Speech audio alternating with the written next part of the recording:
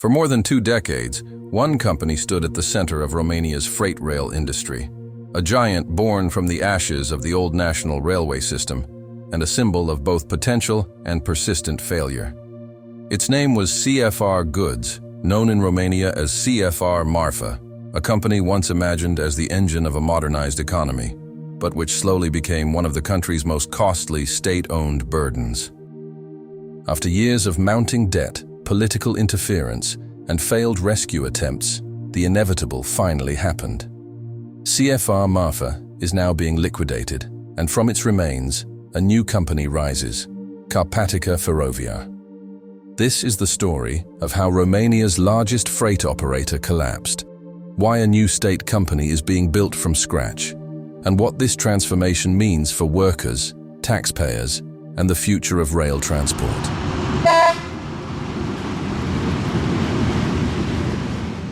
CFR Marfă was created in 1998 as the freight division of Romania's national railway company, Romanian Railways, known as CFR. In the late 1990s, Romania was transitioning away from communism and restructuring state industries. This made CFR Marfă a semi-independent state-owned company focused solely on transporting goods by rail. Its early years, it inherited thousands of freight wagons and hundreds of locomotives, serving a country that was still rebuilding its economy and rail network. However, the liberalization of Romania's rail market began in 2007, allowing private companies to enter freight transport. CFR Marfă initially had a large market share, but its performance soon lagged behind more dynamic new competitors. And by the mid-2000s, CFR Marfă was under growing pressure.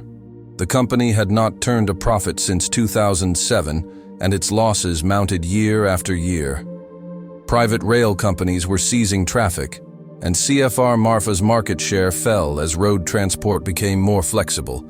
Internal problems compounded its woes. It owed large sums to the state infrastructure manager CFR SA and to the tax authorities, as it struggled with outdated equipment and inefficiencies. At times, the company could not pay its bills, and in 2018 its accounts were even frozen by CFR SA to recover debt, leading to half salaries for staff that month. The freezing of accounts and freezing of salaries prompted public anger. Thousands of railway workers and supporters marched in Bucharest in April 2018 to demand government intervention. Union leaders warned that the state carrier was being dragged into bankruptcy unless serious measures were taken.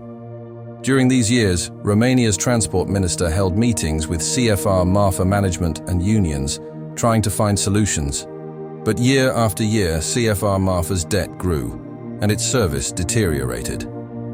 The origins of CFR Marfă's debt lay partly in its troubled relationship with the state and state-owned partners.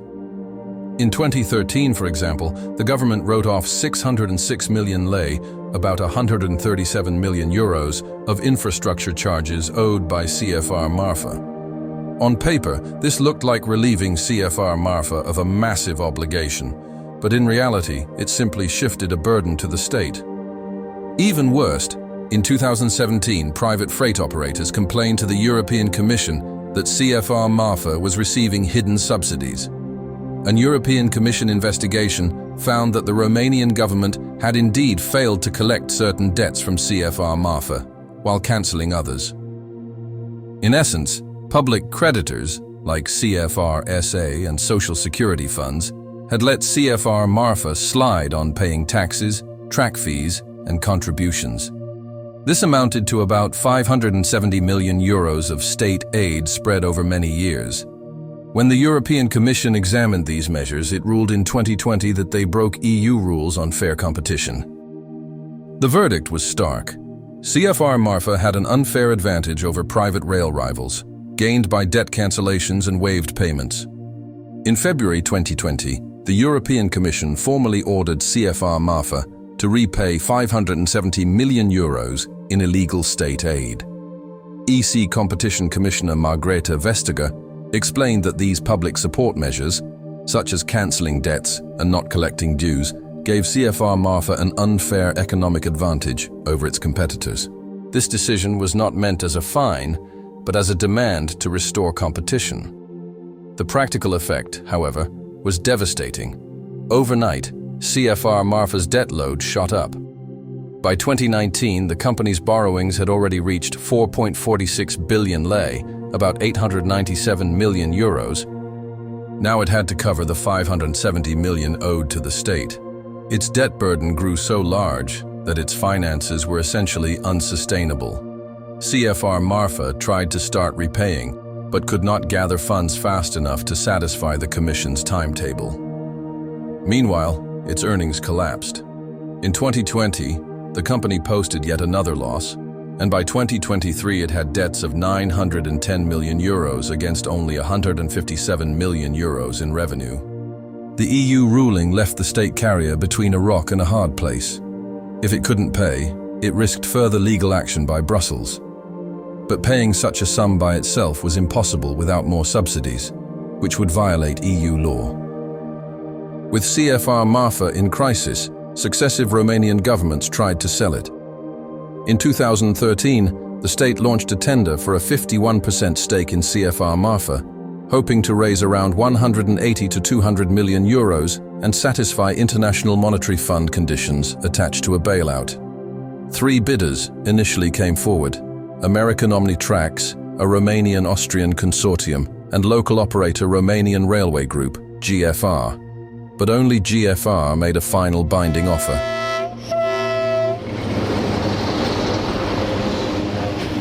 After intensive negotiations in June 2013, Transport Minister Relu Făneciu announced that GFR would pay roughly 200 million euros for the majority stake. Prime Minister Victor Ponta hailed the deal as fulfilling an IMF promise. However, the privatization quickly unraveled. GFR paid only an initial 30 million and then failed to deliver the rest by the contractual deadline. By October 2013, the Transport Minister publicly declared that GFR could not or would not pay the agreed amount. So this led to the contract being cancelled, and CFR Marfă remained state-owned. This collapse was typical of Romania's history of stalled privatizations. Many deals are made under pressure, and many fall apart. The lesson was clear. With such a risky asset, private investors balked or overplayed their hand, and the state was left scrambling. The government kept bailing it out in small ways, but nothing solved its core problems. In early 2020, the company formally entered a preventive insolvency process, a Romanian legal procedure akin to bankruptcy protection. This was driven by the European Commission's 2020 ruling. The government had no other legal way to help without triggering penalties. CFR Marfă's pre-insolvency arrangement lasted the final years. Meanwhile, its losses continued. In late 2024, the Romanian Transport Ministry quietly approved the founding of a brand new company, Carpatica Feroviar, to replace CFR Marfă.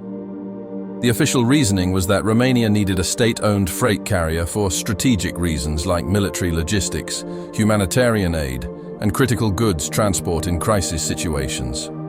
In other words, the government framed this move as a security measure in an unstable region. When the plan became public, private operators and watchdogs cried foul. They saw this as a maneuver to keep a state rail freight company alive, despite the pile of debt. An editor of the railway club, Club Feroviar, noted that the state appeared willing to bury CFR Marfă's illegality in a much bigger one by shifting assets and obligations to a new firm. Romania's plan took shape in late 2024. On 23 October, the government adopted Decision 1327 from 2024 to incorporate Carpatica Feroviar Romania SA, a new state-owned rail freight company headquartered in Bucharest. According to official filings, this company's role would be to take over CFR Marfă's freight operations. Government briefings emphasized urgent crises as the conflict on Ukraine's border to justify an immediate replacement of the old carrier.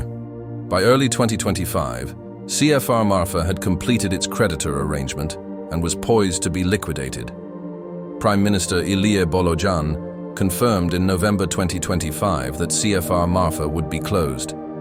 At the same time, preparations for Carpatica accelerated. In May 2025, the Romanian Railway Safety Authority granted Carpatica its operating license. In December 2024, the government even earmarked €300 million to finance Carpatica's startup and asset purchases. Under the plan, as soon as Carpatica was ready to run, CFR Marfă would hand over locomotives, freight wagons and workshops, and then shut its doors. According to one rail industry report, about 200 locomotives, 6,500 freight cars, and 6 maintenance depots were transferred to Carpatica, in a deal valued at roughly €305 million. Payment for these assets was arranged through the state budget. Funds flowed from the Ministry of Finance into the Privatization and Administration of State Assets Fund, then through the tax authority, ANAF, into CFR Marfă's accounts. The money first went to pay off the largest debts, notably the illegal state aid obligation, and any surplus covered other fiscal debts. Once the accounting was settled, ownership of the equipment passed to Carpatica under Transport Ministry supervision. In practical terms, Carpatica Feroviar began life as a brand new company in early 2025. Its board and management, appointed by the state, set to work recruiting and planning routes. The government provided €6.6 million for initial operating costs, like staff salaries and certifications. Importantly, Carpatica did not automatically inherit all CFR Marfă's workers. Instead, Carpatica assessed its needs and offered new jobs based on contracts and freight volumes. Only some former employees were rehired. This was designed to give the new company flexibility and avoid carrying over too many redundant staff. By late 2025, Carpatica had announced a large recruitment campaign for conductors and engineers as it prepared to launch services.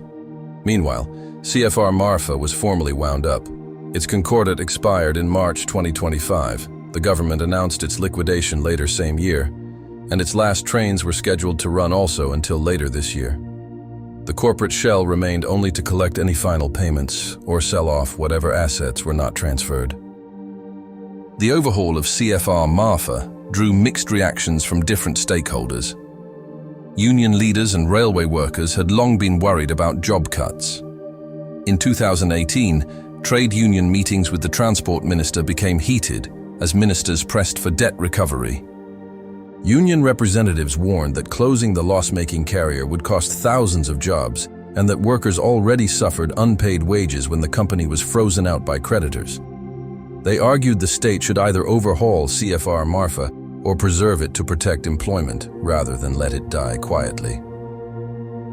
Transport Ministry statements stressed that Carpatica must ensure strategic transports as military equipment, humanitarian aid, energy and raw materials, especially when private companies might refuse unprofitable routes during crises. In interviews, the head of Carpatica, Daniel Apostolache, echoed this line. He said the energy crisis and the conflict in Ukraine revealed the need for the Romanian state to have a strategic company serving defense, troop movements, and fuel transport. Prime Minister and his coalition ministers framed the closure of loss-making state firms as a broader reform. They stressed that many state companies bleeding public funds must be liquidated or restructured. In that context, Carpatica was presented as one reformed entity, replacing an ailing one. By contrast, private sector rail experts and lawyers voiced strong skepticism. The Association of Romanian Private Rail Freight Operators had already forced the EU investigation that sank CFR Marfă. Its president, Simona Istrate, warned that the Carpatica plan simply buries the old company's illegality in a larger cover-up. She pointed out that Romania already had 2 state rail freight firms, CFR Marfă and CFR Infrastructure, and questioned why a third was needed. She also argued that state intervention only prolongs taxpayers' losses. One of her stark critiques was, setting up a new company with the assets of a failed company is just a cheap trick that won't fool anyone. In the end, we, the taxpayers, will pay for all the shenanigans of a government which is blind, deaf, and dumb to the real problems of the rail sector. In sum, many fiscal and legal experts viewed the move as risky. It could effectively prolong state aid under a different form and potentially breach EU competition rules if not carefully designed. These concerns make it essential to examine how CFR Marfă compares with its successor, Carpatica Feroviar, two entities that share notable similarities but also important differences. CFR Marfă had an aging fleet of roughly 900 locomotives and 13,000 wagons, about 6,500 of which were transferred to Carpatica. Carpatica started with those assets, plus formal acquisition of workshops and depots. However, many wagons and engines remained under repair or outdated. In contrast, Carpatica has a smaller, leaner operation.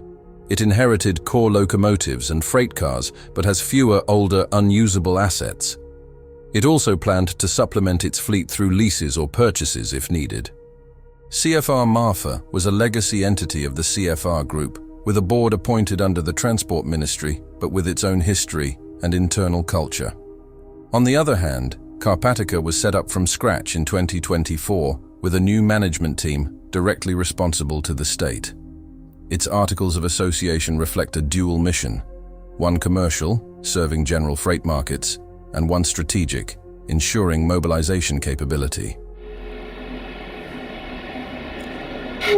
Public opinion has long cast CFR in general as a cumbersome, loss-making relic, often blamed for holding back rail freight and wasting public money, with repeated headlines about unpaid wages and debts. By contrast, Carpatica Feroviar, as a new brand, projects a more positive, strategic image, at least in official discourse. Supporters say it is a fresh start, ready to modernize. Skeptics, however, see it as little more than CFR Marfă 2.0, just under a new name. The government argues that Carpatica can operate more efficiently and serve national interests. In reality, its business case is unclear. The private market already has about 39 rail freight companies competing on price and service. Carpatica will hold a significant share of Romania's freight network, projected around 30%, but it may struggle to be profitable on those routes without state support. Critics note that private carriers move even critical goods at lower cost, and wonder why Carpatica's strategic promise could not be met by contracting those companies instead. In short, Carpatica is at once an attempt to preserve state jobs and strategic capacity, and a test of whether state management can succeed where CFR Marfă failed entirely. The CFR Marfă affair is part of wider changes in Romania's transport and energy sectors. Under EU and domestic pressure, Romania is restructuring many state industries, and also investing heavily in the green transition, including rail transport, to reduce emissions and road congestion. Projects such as line electrification, modern trains, and intermodal hubs are part of the National Recovery and Resilience Plan. CFR Marfă's journey from 1998 to 2025 is a tale of post-communist transition, flawed state management, and the pressures of EU integration. Born as a separate freight company, it struggled with competition and debt for decades. Efforts to privatize or reform it failed, and it sank under the weight of illegal subsidies and mounting losses. The European Commission's intervention accelerated its downfall by forcing a reckoning of past bailouts. In the end, the Romanian state opted to shut down CFR Marfă and start anew with Carpatica Feroviar. This dramatic handover, a transfer of assets and staff to a new public company, is intended to preserve strategic rail freight capabilities. Whether Carpatica will succeed where CFR Marfă could not remains to be seen. It has the advantage of a clean slate and a clear mission, but many of the old problems persist. A fragmented rail market, heavy infrastructure costs, and questions about efficient governance. The stakeholders are watching closely. Union leaders worry about jobs and working conditions under the new regime. Fiscal experts caution that the state must avoid repeating the mistakes of illegal subsidies. Private competitors are concerned about fairness and continued state dominance. And the government, for its part, is under pressure both to meet EU rules and to maintain control of critical transport. This story reflects broader trends in Romania. An uneasy balancing act between market forces and state control, between fiscal discipline and strategic planning, and between short-term crises and long-term reform. As Romania pushes forward with energy and transport modernization, the ultimate test will be whether Carpatica Feroviar can operate viably, support national interests, and integrate with a more competitive, sustainable economy, or whether its creation will be remembered as a temporary fix for deeper structural issues. And as this transition unfolds, one thing remains certain. The future of Romania's rail freight will be defined not by what was lost, but by what is built from here onward.